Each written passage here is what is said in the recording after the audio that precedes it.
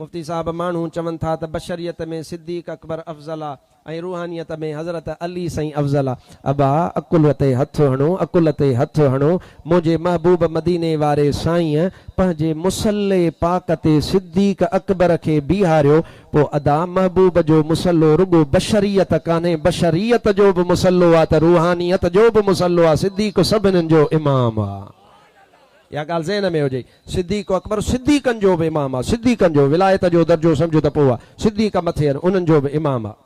मुफ्ती साहब छा अल्लाह ताला जन्नतिन खे पंहिंजो दीदार कराईंदो? हा, अल्लाह ताला जन्नतिन खे पंहिंजो दीदार कराईंदो। जन्नत में सब खां वॾी नेमत इहा वा। साईं मुफ्ती साहब ज़वाल जे वक़्त निमाज़ या जनाज़ो या तिलावत क़ुरान जी करे सघे थी। निमाज़ कान थींदी। जनाज़ो जेकॾहिं हाज़ुर थियो आहे, पियो आहे, मजबूरी आहे, पढ़णो आहे त पोइ सिर्फ़ु उन जी इजाज़त आहे, न त कहिड़ी मजबूरी आहे। 10 मिंट अॻे कयो, 10 मिंट पोइ कयो। ज़वाल जे वक़्त ते न को निमाज़ थींदी, न को जनाज़ो करणु घुरिजे, सवाइ जेकॾहिं हाज़ुर जनाज़ो आहे त। वहाबी था चवनि मोहम्मद बख्श, रसूल बख्श, अली बख्श, गौस बख्श, पीर बख्श, इलाही बख्श, इहे नाला शिरकी आहिनि। चो मुल्ला तूं पाण शिरक हाँ, तोखे कहिड़ी ख़बर शिरक जी। मुफ्ती साहब असांजे ॻोठ में को माण्हू मरी थो वञे, जिते गुसुल ॾींदा आहिनि उन जाइ ते मेण बत्ती ॿारे करे ऐं चवनि था त हिन घर में जिन ऐं का ॿी बुराई न ईंदी। छा ईअं करणु सही आहे? न, इहो सही न आहे। इहो हिंदुनि वारी सोच वा ऐं इहा हिंदुनि वारो अकुल आहे। ईअं न सोचणु घुरिजे। माण्हू चवनि था त हज़रत सिद्दीक अकबर सिर्फ़ु सहाबिन में अफ़ज़ल आहे, अहल बैत में हज़रत अली अफ़ज़ल आहे। अबा इहो सुन्नियुनि जो त अक़ीदो कोन्हे, शीयनि जो अक़ीदो आहे। अबा तव्हां सुन्नी आहियो या शिया आहियो? ॻाल्हाए यार।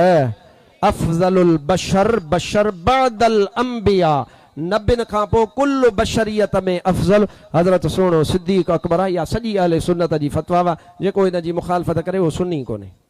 मस्जिद में शबीनो क़ुरान ख़वानी लाउड ते पढ़ी सघिजे थो। हा, बाक़ी कलाम ॿुधणु जाइज़ आहिनि, उनजो छो नथा पुछो?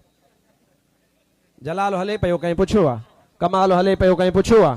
ट्रैक्टरनि ते सॼो ॾींहुं गाना हलनि पिया, पुछो? हाणे शादी वारी गाॾी वई उन ते दॿड़ दुकड़ हलियो पियो, कंहिं पुछो आहे त इहो हिलाल आहे या इहो रम? क़ुरान त पुछो तव्हां सां, त क़ुरान तव्हांखे यादि अची वियो आहे। बाबा शुक्र कयो जो शबीनो हले वठो, को क़ुरान पाक जो आवाज़ अचे वठो त अलाह मुसीबतूं थो टारे वियो।